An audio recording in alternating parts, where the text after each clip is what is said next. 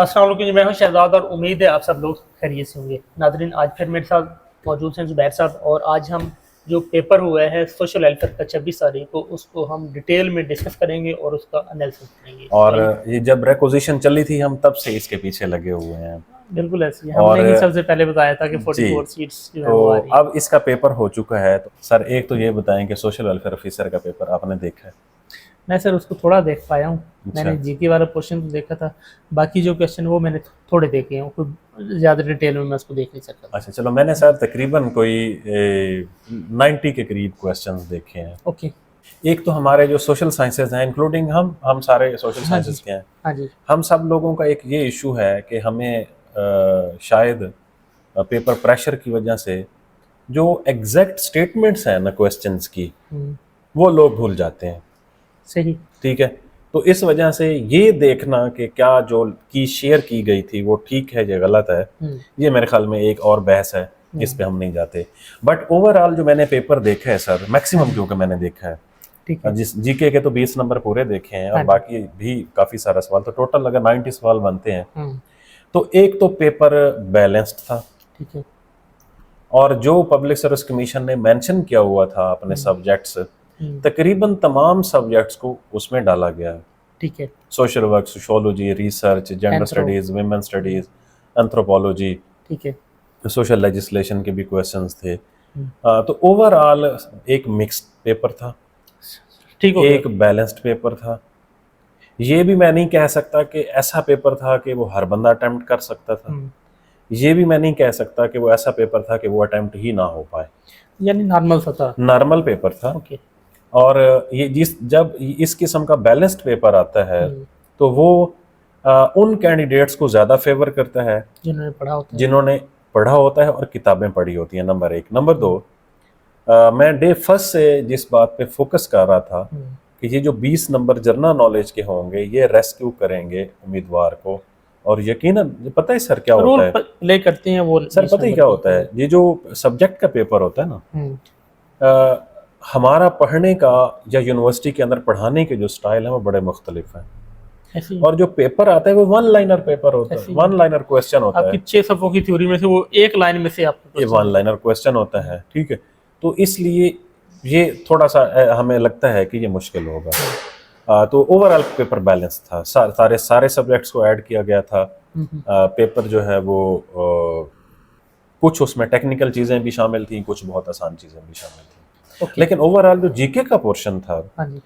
उस पे मैं थोड़ा सा हैरान था। वैसे वो जीके टफ वाला था। पोर्शन मुश्किल था, टफ था वो। मुश्किल था। हाँ जी।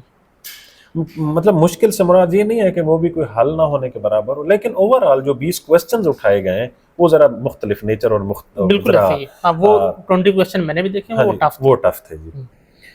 उसका उर्दू पोर्शन भी मैंने देखा है, बाकी जो थे जीके वाली चीज़ें मुश्किल थी। अच्छा। तो अच्छा, अब हम इसके आते हैं मेरिट की तरफ। हम्म।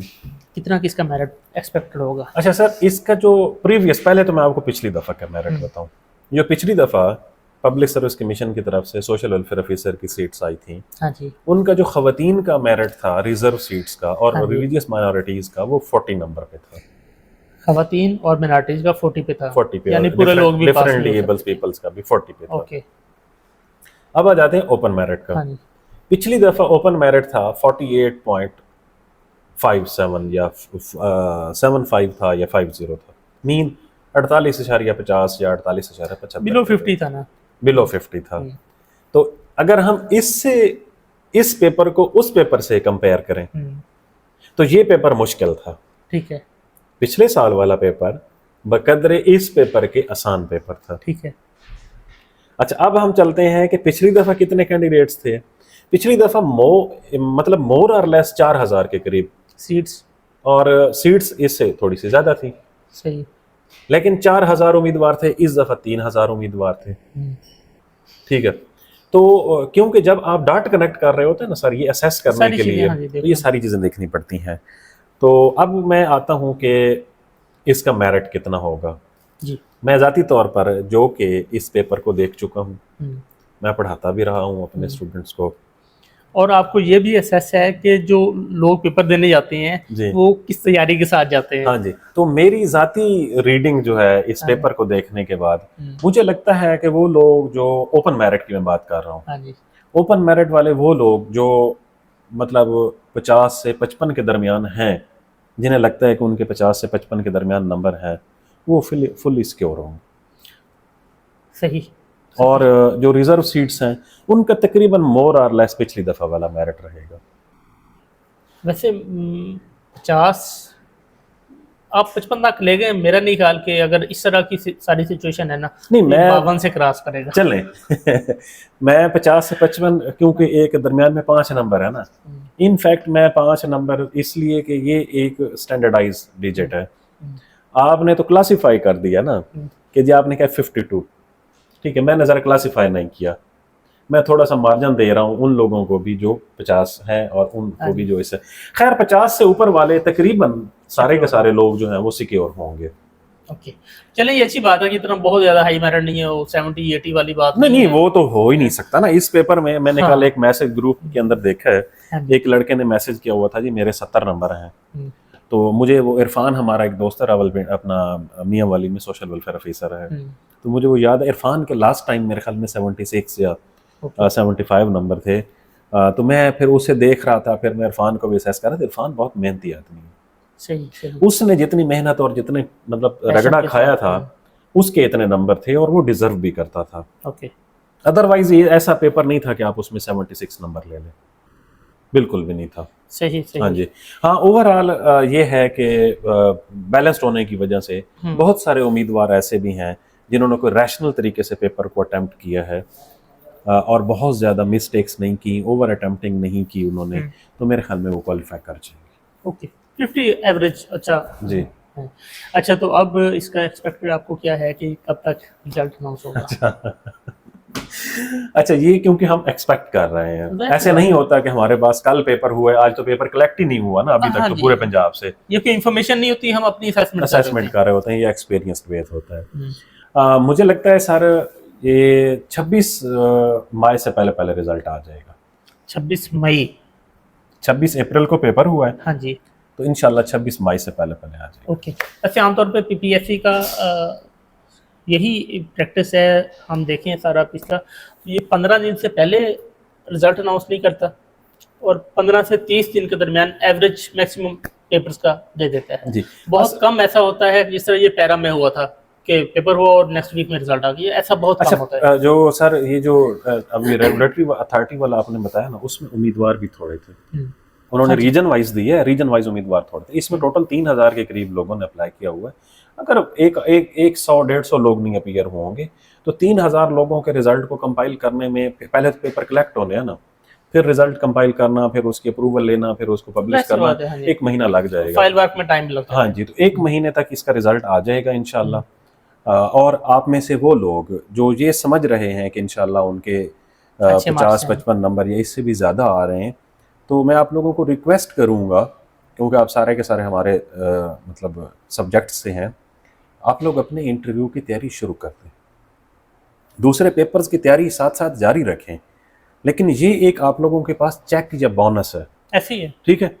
आप अपनी जेब में ब्लैंक चेक लेके फिर रहे हैं ग्रेड 17 की जॉब का, तो इसमें जिस बंदे ने भी इंटरव्यू में थोड़ा सा अच्छा परफॉर्म किया वो निकल जाए, क्योंकि रिटर्न में को बहुत मार्जिन नहीं होगा, बहुत ज़्यादा मार्जिन नहीं होना। हाँ जी। रिटर्न बहुत क्लोज होंगे सारे लोगों के, और फिर आपका जो मैटर करता है वो इंटरव्यू करता है, और इंटरव्यू जिस बंदे ने भी अच्छे तरीके से दे दिया तो इंशाल्लाह वो क्वालिफाई कर जाएगा। 44 seats, huge number of seats. ऐसी है।